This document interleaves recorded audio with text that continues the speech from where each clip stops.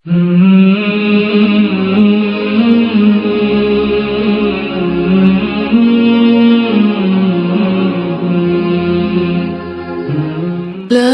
إله إلا الله محمد رسول الله نحمده ونصلي على رسوله الكريم اما بعد فاعوذ بالله من الشيطان الرجيم بسم الله الرحمن الرحيم رب اشرح لي صدري ويسر لي امري واحلل عقدة من لساني يفقهوا قولي۔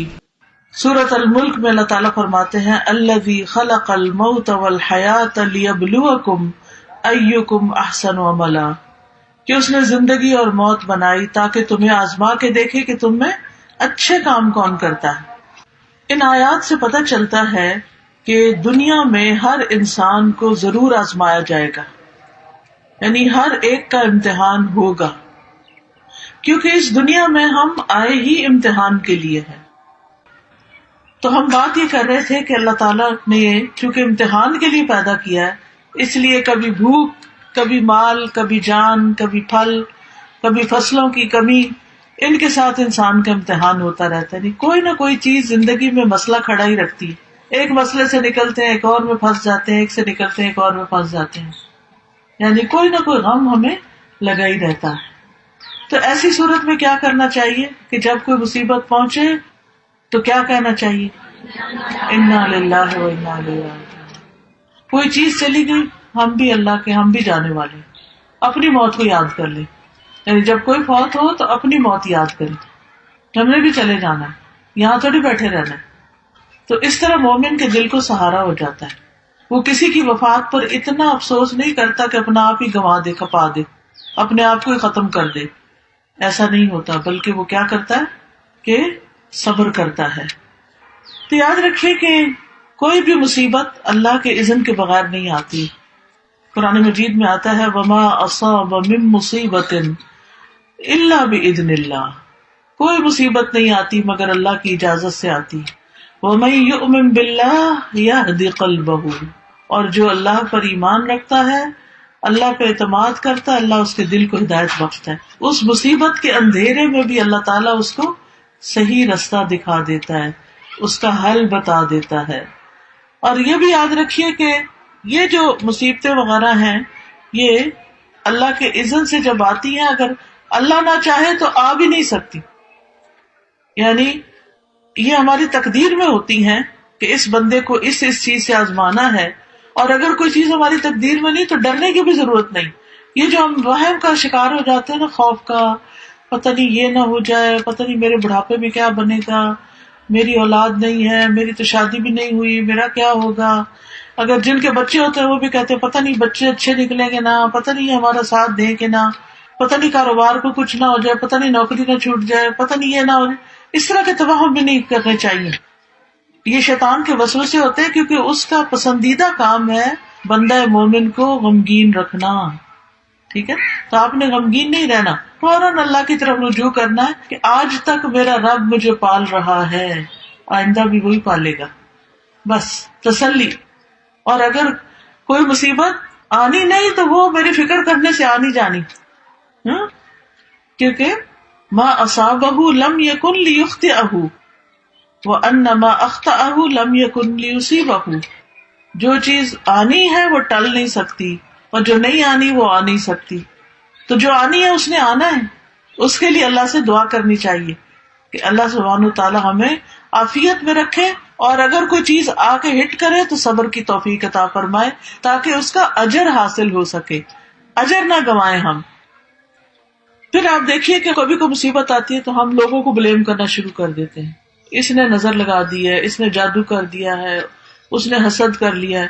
اس سے بھی ہے کہ انسان جو ہے اس کے اندر ایک اور طرح کی خرابی پیدا ہونے لگتی، جو نظر بھی لگی نا تو اللہ کے اذن سے ہی لگی، ورنہ ہر وقت لوگ ہمیں دیکھتے نہیں رہتے، وہی لوگ دیکھ رہے ہوتے ہیں، ہمیں کچھ بھی نہیں ہوتا، اور کسی دن ان کی نظر ہمیں لگ جاتی ہے۔ تو لوگوں کی آنکھیں بند کر سکتے ہیں؟ نہیں کر سکتے۔ ہمیں کیا کرنا چاہیے؟ حفاظت کی دعائیں پڑھنی چاہیے، صدقہ خیرات کرنا چاہیے، ایسے کام کرنے چاہیے کہ جس سے اللہ تعالیٰ ہمیں محفوظ رکھے، نہ کہ ہم نجومیوں کے پاس جائیں کہ اچھا میرے جادو کس نے کیا اور فلاں کام کیسے ہو گیا. نہیں، غیب کی خبریں اللہ کے سوا کسی کو نہیں پتا، ان چیزوں کے پیچھے نہیں پڑنا چاہیے. پھر اسی طرح بعض اوقات جو مصائب ہوتے ہیں یا آزمائشیں ہوتی ہیں وہ بندے کے حق میں بڑی خیر ہوتی ہے، اس سے بندے کے اندر اللہ کی طرف قریب ہونے اور اللہ کی رضا حاصل کرنے کا شوق پیدا ہوتا ہے. رسول اللہ صلی اللہ علیہ وسلم نے فرمایا اللہ جس کے ساتھ بھلائی کا ارادہ کرتا ہے اس کو مصیبت میں مبتلا کر دیتا ہے. اب وہ بندہ جو بھاگا جا رہا تھا دنیا کی طرف، جب پڑی اس پر مصیبت تو اب کیا ہوا؟ اللہ کی طرف اس نے رجوع کر لیا، اس نے اللہ کے سامنے رونا شروع کر دیا، دعائیں مانگنی شروع کر دی، ذکر اذکار وظیفے کرنے شروع کر دیے. اتنا ذکر ہم عام طور پہ کرتے ہیں جب ہم خوشحالی میں ہوتے ہیں؟ نہیں، لیکن جب مصیبت آتی ہے تو پھر دن رات دعائیں کرتے ہیں، اور دعا عبادت ہے، ہم ہر وقت عبادت کی حالت میں ہو جاتے ہیں. پھر اسی طرح ہے کہ اللہ تعالیٰ بندے کو اس کے ذریعے صاف کرتا ہے، گناہ پاک ہوتے ہیں. حدیث میں آتا ہے مسلمان کو جو بھی پریشانی، رنج، غم، ملال، تکلیف کچھ بھی پہنچتا ہے، حتیٰ کہ کوئی کانٹا بھی اس کو چبھ جاتا ہے، تو اللہ تعالیٰ اسے اس کے گناہوں کا کفارہ بنا دیتے ہیں اور اس کو اس کے ذریعے پاک کر دیتے ہیں. پھر اسی طرح ایک جگہ پر تو یہ آتا ہے کہ یہ اللہ کی محبت کی علامت ہوتی ہے. ہم تو جس سے محبت کرتے ہیں اس کو زیادہ اچھی اچھی چیزیں دیتے ہیں، لیکن اللہ کی محبت بندوں کی محبت سے مختلف ہے. وہ اس کو تکلیف میں مبتلا کر کے اپنی طرف لے آتے ہیں. حدیث میں آتا ہے اذا احب اللہ قوما ابتلاہم، جب اللہ کسی قوم سے، کچھ لوگوں سے محبت کرتا ہے تو ان کو امتحان میں مبتلا کر دیتا ہے، اور یہ اللہ کے قرب کی علامت ہوتی ہے. اور اس میں آپ دیکھیے کہ ایک حدیث سے پتہ چلتا ہے کہ آپ نے فرمایا کہ ان میں سے کچھ لوگ آزمائش پہ بہت خوش ہوتے ہیں بنسبت اس شخص کے جو کچھ دیے جانے پہ خوش ہوتا ہے. وہ امتحان پر کہتا ہے کہ اللہ نے ہم سے محبت کی، اللہ نے ہمیں یاد رکھا. اور صحابہ میں یہ ہوتا تھا کہ اگر انہیں کوئی مشکل نہیں پیش آتی تھی، ہر وقت خوشیاں ہی خوشیاں، تو فکر مند ہونے لگتے تھے کہ کہیں اللہ تعالیٰ ہم سے ناراض تو نہیں. اس کا یہ مطلب نہیں کہ ہمیں مصیبتیں مانگنی چاہیے، نہیں، ہرگز نہیں. عافیت مانگنی چاہیے، عافیت کی دعا اللہ کو پسند ہے، لیکن اگر مشکل آ جائے تو مسکرا کے مقابلہ کرنا چاہیے، نہ کہ رونا پیٹنا ڈال دے. اس موقع پر صبر کرنا چاہیے. صبر کیا ہے؟ کسی مصیبت کو اچھے انداز میں ٹیکل کرنا، اچھے انداز میں اس کا مقابلہ کرنا. ابن تیمیہ کہتے ہیں کہ اللہ نے اپنی کتاب میں 90 سے زیادہ جگہ پر صبر کا ذکر فرمایا، 90 سے زیادہ جگہوں پر، اور 2 جگہ تو اللہ تعالیٰ نے اس کو صبر اور نماز کو ساتھ ساتھ بیان کیا ہے. وَاسْتَعِینُوا بِالصَّبْرِ وَالصَّلَاةِ، صبر انبیاء کی صفت ہے. پھر اسی طرح قرآن مجید میں صبر کرنے والوں کی تعریف کی گئی ہے. وَالصَّابِرِينَ فِي الْبَأْسَاءِ وَالضَّرَّاءِ وَحِينَ الْبَأْسِ أُولَٰئِكَ الَّذِينَ صَدَقُوا وَأُولَٰئِكَ هُمُ الْمُتَّقُونَ، اور خصوصاً جو تنگ دستی اور تکلیف میں اور لڑائی کے وقت صبر کرنے والے ہیں، یہی لوگ ہیں جنہوں نے سچ کہا اور یہی بچنے والے ہیں. یعنی جو مصیبتوں کے وقت صبر کریں وہی متقی لوگ ہیں، وہی اصل میں پرہیزگار لوگ ہیں. ہم سمجھتے ہیں صرف نماز روزہ کر لینے سے انسان پرہیزگار بن جاتا ہے، وہ ایک حصہ ہے، لیکن جب صبر کرتا ہے تو اس کے تقویٰ کا پتہ چلتا ہے. کیونکہ عام حالات میں نہیں پتہ چلتا کہ کون شخص کتنا نیک ہے، لیکن جب اس پہ کوئی مشکل آتی ہے اور اس وقت وہ کس طرح ریئیکٹ کرتا ہے، اس سے پتہ چلتا ہے کہ اس کے اندر کتنا صبر ہے اور کتنا یہ اچھا انسان ہے. دیکھیں اچھے حالات میں تو سارے ہی اچھے ہوتے ہیں، کیسے فرق پتہ چلے گا؟ جب کوئی آپ کو لطیفے سنا رہا ہوگا تو آپ سبھی ہنس رہے ہوں گے، لیکن وہ شخص جو تکلیف کے وقت مسکرا دے، اللہ کی تعریف بیان کر دے، اللہ کی تقدیر پہ راضی ہو جائے، اللہ اس کے دل کو ٹھنڈک عطا فرما دیتا ہے. پھر اسی طرح آپ دیکھیں کہ نبی صلی اللہ علیہ وسلم کو بھی صبر کرنے کا حکم دیا گیا، پھر لوگوں کو بھی حکم دیا گیا وَجَعَلْنَا بَعْضَكُمْ لِبَعْضٍ فِتْنَةً أَتَصْبِرُونَ وَكَانَ رَبُّكَ بَصِيرًا، اور ہم نے تمہارے بعض کو بعض کے لیے آزمائش بنا دیا. یعنی انسانوں کے لیے ایک امتحان ہے. کس طرح؟ بعض لوگوں کی عادت ہوتی ہے دوسروں کو ٹیز کرتے رہنا، تانے دینا، بعض کی عادت ہوتی ہے بڑا غصہ کرنا. اب وہ کیا ہے؟ انسان کے لیے ایک امتحان ہے. یعنی دوسرے آس پاس کے لوگ جو ہیں ان کے لیے وہ بندہ امتحان بن گیا. اب کیا کرنا ہے؟ صبر کرنا ہے. تو یہ جو ہے نا بندوں کا امتحان بن جاتے ہیں، اس کو ہمیں سمجھنا چاہیے. کبھی ہمارے والدین ہی ہمارا امتحان ہو جاتے ہیں، وہی چھوٹی چھوٹی بات پر ہمیں ٹوکتے رہتے ہیں اور ہم پریشان رہتے ہیں کہ کریں تو کرے کیا، جواب دینے کی بھی اجازت نہیں اللہ نے دی اور ڈانٹنے کی بھی اجازت نہیں دی، اونچی آواز سے بول کے سمجھا بھی نہیں سکتے، تو پھر کیا کرنا ہے؟ صبر کرنا ہے اور اچھا سلوک کرنا ہے تاکہ اللہ تعالیٰ ہم سے ناراض نہ ہو۔ پھر اسی طرح یہ ہے کہ افضل ایمان جو ہے صبر اور نرمی کرنا ہے، جنت میں داخلے کا ذریعہ ہے، نقصان سے بچنے کے لیے ضروری ہے صبر۔ والعصر ان الانسان لفی خسر الا الذین آمنوا وعملوا الصالحات وتواصوا بالحق وتواصوا بالصبر۔ صبر سب سے وسیع اور بہترین نعمت ہے، لیکن جو عورتیں صبر نہ کریں ان کے بارے میں بڑی سخت وعید ہے۔ عبد الرحمن بن شبل کہتے ہیں کہ رسول اللہ صلی اللہ علیہ وسلم نے فرمایا، بے شک فساق جہنمی ہیں۔ کہا گیا اللہ کے رسول فساق کون ہے؟ جیسے فاسق ہوتا ہے نا، اسی سے فساق۔ آپ نے فرمایا عورتیں، یہ عورتیں ہیں۔ ایک آدمی نے کہا اللہ کے رسول کیا وہ ہماری مائیں اور ہماری بہنیں اور ہماری بیویاں نہیں؟ آپ نے فرمایا کیوں نہیں، لیکن جب ان کو نعمتیں ملتی ہیں تو شکر نہیں کرتی، اور جب ان کو آزمایا جاتا ہے تو صبر نہیں کرتی۔ یعنی مردوں کے مقابلے میں عورتوں کے اندر صبر کی صفت کم پائی جاتی، اس لیے ہمیں اور زیادہ ایفرٹ لگانے کی ضرورت ہے کہ ہم صابر و شاکر بن جائیں۔ اب صبر جو ہے نا، اس کا لفظی مطلب ہوتا ہے اپنے آپ کو روکنا۔ کس چیز سے روکنا؟ اللہ کی نافرمانی سے روکنا، فرائض پورے کرنے کے لیے اپنے آپ کو روکنا کہ نہیں یہ کام تو پورا کرنا ہی کرنا ہے، تو ڈیوٹی ہے میری، چاہے اللہ کے حق میں ہو چاہے بندوں کے حق میں۔ پھر اسی طرح نفس کو ایسی خواہشات سے روکنا جن سے روکنے کا حکم دیا گیا ہے۔ پھر صبر جو ہے وہ روشنی ہے۔ صبر کیا ہے؟ روشنی ہے۔ جیسے سورج کی روشنی ہوتی ہے نا، تو اس میں گرمی بھی ہوتی ہے لیکن چمک بھی ہوتی ہے، تلخی بھی ہوتی ہے۔ تو اسی طرح صبر انسان کے لیے مشقت انگیز ہے، اسی لیے نماز کو نور اور صبر کو ضیاء کہا گیا، کیونکہ صبر میں مشقت اور تکلیف پائی جاتی ہے۔ تو 3 طرح صبر ہوتا ہے، ٹھیک ہے؟ 3 طرح کی چیز۔ نمبر 1، اللہ کی نافرمانی سے صبر کرنا۔ حرام کام بڑا آسان ہو گیا، لیکن کیا کرنا؟ اپنے آپ کو روک کر رکھنا۔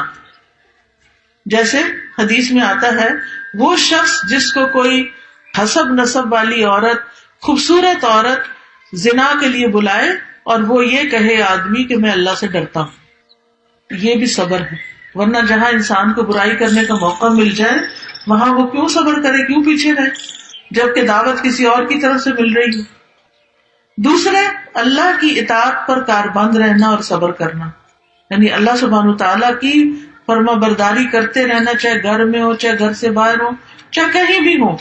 یہ نہیں کہ جب انہی لوگوں کے بیچ میں ہو تو اچھے کام کرنا اور جب دنیا میں نکلے تو پھر اپنی مرضی کرنا، نہیں، کہیں پر بھی ہو، مسجد میں ہو، مدرسہ میں ہو، گھر میں ہو، بازار میں ہو، اللہ ہی کی فرما برداری کرنی ہے، اللہ ہی کو سب سے بڑا سمجھنا ہے، اسی پر جمے رہنا ہے۔ پھر اللہ کے فیصلوں پر صبر۔ بعض اوقات ہم ایک خاص جاب چاہتے ہیں، وہ ہمیں نہیں ملتی، تو یہ اللہ کا فیصلہ ہے۔ ہم بیٹی چاہتے ہیں، اللہ بیٹا دے دیتا ہے، ہم بیٹا چاہتے ہیں، اللہ بیٹی دے دیتا ہے، تو کس کا فیصلہ ہے؟ اللہ کا فیصلہ۔ اب اس پر بھی صبر کرنا ہے۔ پھر اسی طرح بعض اوقات ہم کہیں جانا چاہتے ہیں، ہم جا نہیں پاتے، اس پر بھی صبر۔ ہم زندگی میں کچھ بننا چاہتے ہیں، جو بننا چاہتے ہیں وہ بن نہیں پاتے کوششوں کے باوجود، تو پھر یہ کیا ہے؟ یہ بھی صبر ہے۔ تو اللہ کی تقدیروں پہ صبر کرنا جو ہے یہ انسان کے دل کو سکون بخشتا ہے۔ پھر صابرین کے لیے اللہ کے وعدے ہیں۔ یہ جو آیت میں نے آپ کے سامنے پڑھی، اس میں 3 وعدے کیے گئے ہیں۔ نمبر 1، اولئک علیہم صلوات، کہ ایسے لوگوں پر رب کی مہربانیاں ہیں، ورحمت، اور رب کی رحمت ہے، واولئک هم المہتدون، اور یہی لوگ ہدایت پا گئے ہیں۔ یہ ہدایت یافتہ یعنی ہدایت پانے والے لوگ ہیں۔ تو اس میں آپ دیکھیں صلوات، رحمت اور ہدایت ملتی ہے کس پر؟ صبر کرنے پر، اور ان کے لیے مغفرت اور بہت بڑا اجر ہے، جیسے سورۃ الاحزاب کی آیت 35 میں آتا ہے، والصابرین والصابرات، اور بھی صفات ہیں، اعد اللہ لہم مغفرۃ واجرا عظیما، کہ اللہ نے ان کے لیے بخشش اور بہت بڑا اجر تیار کر رکھا ہے۔ پھر آپ دیکھیے کہ صبر کرنے والوں کا اجر اللہ کے ذمہ ہوتا ہے، اور جو صبر کرتا ہے اس کا اجر پھر جب رب دے گا تو کتنا بڑا دے گا، پھر اس کا اجر ضائع نہیں ہوتا۔ پھر یہ بھی یاد رکھیے کہ جس کی آزمائش بڑی ہوتی ہے اس کا اجر بھی بڑا ہوتا ہے۔ کچھ لوگوں کی آزمائش چھوٹی چھوٹی ہوتی ہے اور اس پر بھی وہ صبر نہیں کرتے، لیکن کچھ کی آزمائش بہت بڑی ہوتی، تو جتنی بڑی آزمائش اتنا بڑا اجر۔ پھر صبر کرنے والوں کو خوشخبریاں دی گئی خیر کثیر کی، اللہ کی مدد ملنے کی، اللہ کا ساتھ ملنے کی۔ وَاصْبِرُوا إِنَّ اللَّهَ مَعَ الصَّابِرِينَ، صبر سے کام کرو گے نا تو اللہ کا ساتھ ہوگا تمہارے۔ پھر فرشتوں کا ساتھ ملتا ہے، اللہ کی محبت ملتی ہے۔ وَاللَّهُ يُحِبُّ الصَّابِرِينَ، اور اللہ تعالیٰ محبت کرتا ہے صبر کرنے والوں سے۔ سبحان اللہ، جس بندے سے پھر اللہ محبت کرتا ہے اس کی شان ہی کیا۔ اللہ تعالیٰ جبریل کو بلاتے ہیں، میں فلاں بندے سے محبت کرتا ہوں، تم بھی کرو۔ جبریل بھی کرتے ہیں، وہ آسمان والوں میں پکارتے ہیں، آسمان والے محبت کرنے لگتے ہیں، پھر وہ محبت زمین والوں میں اتارتی جاتی۔ تو اس لیے بہت ضروری ہے کہ ہم اللہ کی محبت حاصل کرنے کے لیے صبر کریں۔ وَلِرَبِّكَ فَاصْبِرْ، اپنے رب کی خاطر صبر کرو، رب نے حکم دیا ہے، رب اس کی جزا دے گا۔ پھر اسی طرح یہ ہے کہ انسان کو کامیابیاں نصیب ہوتی ہیں۔ یا ایھا الذین آمنوا اصبروا وصابروا ورابطوا واتقوا اللہ لعلکم تفلحون، اے لوگوں جو ایمان لائے ہو، صبر کرو اور مقابلے میں جمے رہو اور ڈٹے رہو اور اللہ سے ڈرو تاکہ تم کامیاب ہو جاؤ۔ صبر کرنے والے کو عزت ملتی ہے، بے صبرہ بندہ جو ہے دوسروں کی نگاہ سے گر جاتا ہے۔ دین کی امامت بھی صبر کرنے والوں کو ملتی ہے۔ بنی اسرائیل کے بارے میں فرمایا وَجَعَلْنَا مِنْهُمْ أَئِمَّةً يَهْدُونَ بِأَمْرِنَا لَمَّا صَبَرُوا وَكَانُوا بِآيَاتِنَا يُوقِنُونَ، اور ہم نے ان میں سے کئی پیشوا بنائے جو ہمارے حکم سے ہدایت دیتے تھے جب انہوں نے صبر کیا۔ یعنی امامت کس کے لیے؟ جو صابر ہو۔ پھر دشمن کی چالوں سے بھی انسان بچ جاتا ہے، انسان کو غور و فکر کرنے کی توفیق نصیب ہوتی ہے، دنیا اور آخرت کی نعمتیں اور برکتیں نصیب ہوتی ہیں، بے حساب اجر ملتا ہے۔ قرآن مجید میں آتا ہے انما یوفی الصابرون اجرہم بغیر حساب، کہ صبر کرنے والوں کا اجر بے حساب ہے، بے حساب، اس کا بدلہ جنت ہے۔ سلام علیکم بما صبرتم فنعم عقبی الدار، جنت کے بالا خانے بھی صابرین کے لیے ہیں۔ وجزاہم بما صبروا جنتا وحریرا، کتنی بڑی بڑی خوشخبریاں ہیں۔ اب صبر کا طریقہ کیا ہے کہ انسان اللہ کی خاطر چپ ہو جائے، اگر کسی نے کوئی غلط بات کہی، اللہ کی خاطر کسی پر ظلم اور زیادتی نہیں کرے، اپنے آپ کو روک لے۔